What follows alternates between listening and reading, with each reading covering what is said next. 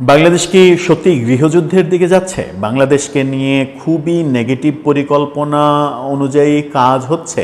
কেউ কেউ এই পরিকল্পনা করছে এবং স্পেসিফিকলি এরকম গোয়েন্দা রিপোর্ট চলে এসেছে, যেটা একজন সাংবাদিক এই রিপোর্টটা ফাঁস করে দিয়েছেন। একেবারেই নাম ধরে ছবিসহ 14 জনের একটা তালিকার কথা বলা হচ্ছে, যে 14 জন সংঘবদ্ধভাবে বাংলাদেশকে অস্থির করার মিশনে নেমেছে। তারা ঈদের পরে আরও বেশি সক্রিয় হতে চায়, ঈদের পরে বাংলাদেশের পরিস্থিতি তারা নাজেহাল করতে চায়। এই নাজেহাল করার অন্যতম বড় কারণ হচ্ছে বাংলাদেশে যে নির্বাচনের কথা বলা হচ্ছে সেই নির্বাচনটা পিছিয়ে দেয়া। নির্বাচন পিছিয়ে দিলে কাদের লাভ? কেন এই ষড়যন্ত্রর গন্ধ পাওয়া যাচ্ছে? কেন সাংবাদিকের কাছে এই ব্যাপারে গোয়েন্দা রিপোর্ট চলে আসলো? সেই প্রশ্নটা কিন্তু একটা বড় প্রশ্ন। কি হলো, কি ঘটনা, পেছনের ঘটনা, সেই আলোচনা করব এই ভিডিওতে। থাকবেন পলিটিক্স টিভির নিয়মিত আয়োজনে।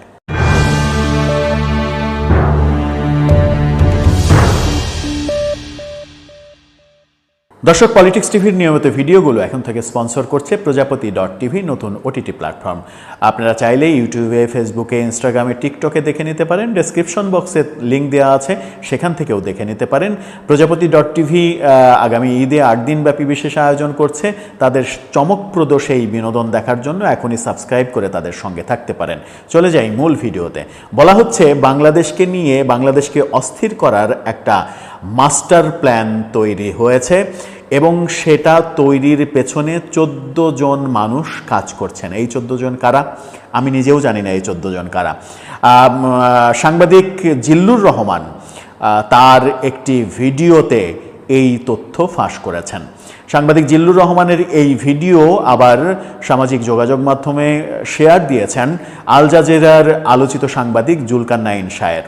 জুলকারনাইন শায়েরের শেয়ার দেয়া ভিডিও এবং জিল্লুর রহমানের করা এই ভিডিওতে জিল্লুর রহমান দাবি করছেন ঈদের পরে বাংলাদেশকে অস্থির করে তোলা হবে, বাংলাদেশের পরিবেশ আরও বেশি অস্থির হবে। এখন যে অবস্থা হচ্ছে তার চাইতে আরও বেশি অস্থির করা হবে। বিভিন্ন স্থাপনায় হামলা করা হবে, সরকারি বিভিন্ন দপ্তরে হামলা করা হবে, বিভিন্ন স্থান অনিরাপদ করে ফেলা হবে। এর মূল লক্ষ্য হচ্ছে আগামী যে নির্বাচনের কথা হচ্ছে সেই নির্বাচনটা পিছিয়ে দেয়া, সেই নির্বাচন যেন সঠিক সময়ে না হতে পারে সেই ব্যবস্থা করা। এবং এর পেছনে 14 জন কাজ করছে। 14 জনের ছবি সহ গোয়েন্দা রিপোর্ট জিল্লুর রহমানের হাতে রয়েছে, এমনটাও তিনি জানিয়েছেন। এবং সেই রিপোর্টটা ভিজুয়ালি না হলেও সেই রিপোর্টটা হাতে নিয়েই তিনি ভিডিও কন্টেন্টটি বানিয়েছেন। গোয়েন্দা রিপোর্টটা তার কাছে এসেছে, নিশ্চয়ই এই গোয়েন্দা রিপোর্ট তার হাতে আসার আগে গোয়েন্দাদের হাতেই ছিল। তার মানে হচ্ছে যে এটা গোয়েন্দা দপ্তরে রয়েছে, সরকারও জানে, সরকার নিশ্চিত করেই সরকার জানে এবং নিশ্চিত করেই এটা সেনাবাহিনী জানে।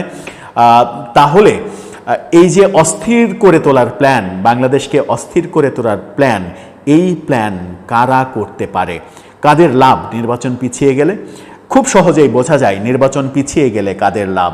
দেশ অস্থির করে নির্বাচনের ঝান্ডাটা যদি আরও পিছিয়ে দেয়া যায়, আরও দীর্ঘায়িত করা যায়, তাহলে কাদের লাভ সেটা খুবই স্পষ্ট বার্তা দেয়। এখানে একেবারে পরিষ্কারভাবে আলোচনার কোনো অবকাশ থাকে না।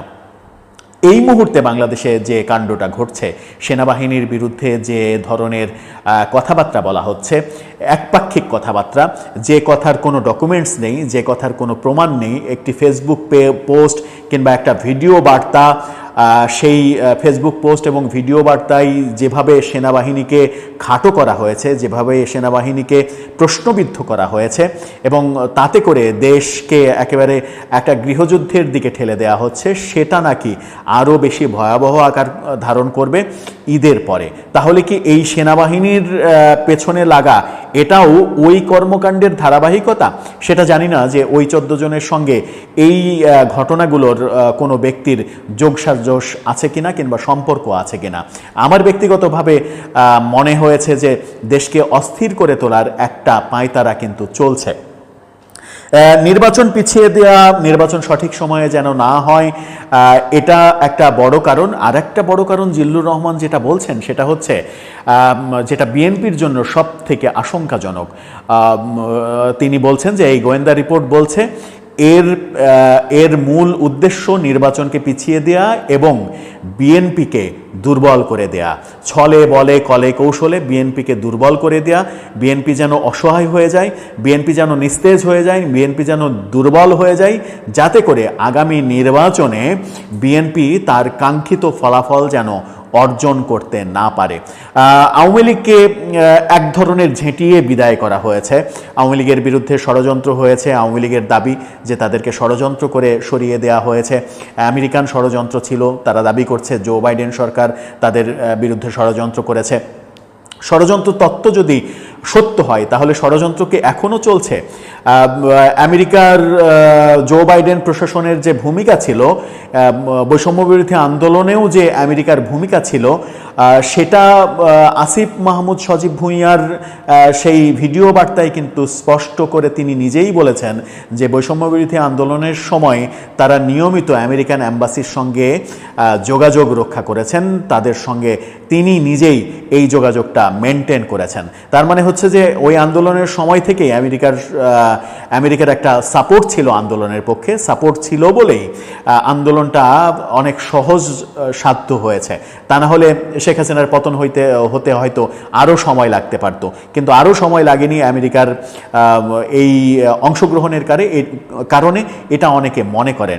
যদি সেটা সত্য হয় তাহলে এখনও কি বাইরের কোনো ষড়যন্ত্র কাজ করছে?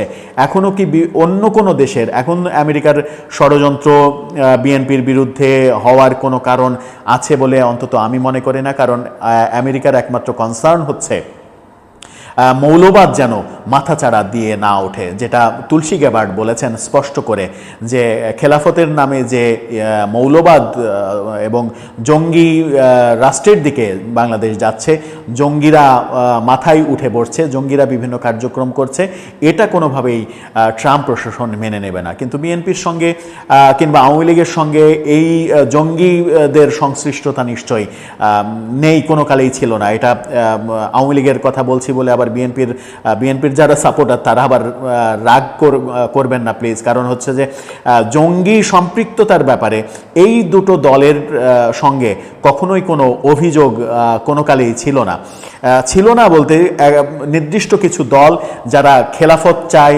যারা ধর্মের নামে রাজনীতির মোড়কে এক ধরনের জঙ্গিবাদকে উস্কে দিতে চায়, যারা মাজার ভাঙতে চায়, পীর আউলিয়াদের দরবার ভেঙে দিতে চায় মৌলবাদের আখড়া বানানোর জন্য, যারা ইসলামকে ঢাল হিসেবে ব্যবহার করে অপরাজনীতি করতে চায়। তার মানে এই না যে সব ইসলামিক দল এইগুলোর সঙ্গে জড়িত, কেউ কেউ তো জড়িত। তো কেউ কেউ জড়িত, তারা যদি লাভবান হয় সেই কর্মকাণ্ডের সঙ্গে নিশ্চয়ই বিএনপির কোনো সম্পৃক্ততা থাকবে না, নিশ্চয়ই আওয়ামী লীগের কোনো সম্পৃক্ততা থাকবে না। তাহলে এই ষড়যন্ত্র এবং সেই রিপোর্টে বলা হচ্ছে একেবারে স্পষ্ট, জিল্লুর রহমান বলছেন যে বিএনপিকে দুর্বল করা যেমন একটা লক্ষ্য, দেশে ইসলামিক যে দলগুলো, ইসলামপন্থা সংসদে যেন অনেক বেশি পরিমাণে ইসলামপন্থী দলগুলো, ইসলামপন্থী সংসদ সদস্য থাকে, সেই উদ্যোগও এই তত্ত্বের মধ্যে রয়েছে। তার মানে হচ্ছে বিএনপিকে সাইড করে দিয়ে অন্যরা যদি সরকার রাষ্ট্র ক্ষমতায় বসতে পারে তাহলে তাদের আখেরে অনেকগুলো লাভ একসঙ্গে হবে, সেরকম রিপোর্টই নাকি গোয়েন্দারা উদ্ঘাটন করেছেন। এই রিপোর্ট যদি সত্য হয় তাহলে আমার মনে হয় যে সরকারের ঊর্ধ্বতন কর্তৃপক্ষ এই ব্যাপারে যথেষ্ট সচেতন হবেন, নিশ্চয়ই দেশপ্রেমিক সেনাবাহিনীও এই ব্যাপারে সচেতন হবেন। আর সরকার যদি এই রিপোর্ট পাওয়ার পরেও তারা উদ্যোগী না হয় তাহলে কিন্তু তাদেরকে একটা দুর্নাম কাঁধে বয়ে বেড়াতে হবে যে এই ষড়যন্ত্রকে স্টাবলিশ করতে সরকারও সহযোগিতা করেছে। সেটা নিশ্চয়ই ডক্টর ইউনূসের নেতৃত্বাধীন এই সরকার করবে না। তাদের প্রতি অন্তত এই মিনিমাম আস্থা বাংলাদেশের জনগণের রয়েছে। জিল্লুর রহমানের রিপোর্ট সত্য না হোক, এটা অন্তত আমি মনে প্রাণে চাই, এরকম ষড়যন্ত্র না হোক। কারণ একটা বড় দল গিয়েছে আর একটা বড় দলের সঙ্গে ষড়যন্ত্র করে তাদেরকে দমিয়ে রেখে যদি বাংলাদেশে পাকিস্তান পন্থা প্রতিষ্ঠিত করার চেষ্টা করা হয়, তাহলে এটা বাংলাদেশের ভবিষ্যতের জন্য ভয়াবহ আশঙ্কাজনক হবে। দর্শক, আপনার কি মনে হয় জিল্লুর রহমানের এই গোয়েন্দা রিপোর্টের কথা কতটা আস্থা নেওয়া যায়? আপনার মতামত জানিয়ে লিখতে পারেন আমাদের এই কমেন্ট বক্সে।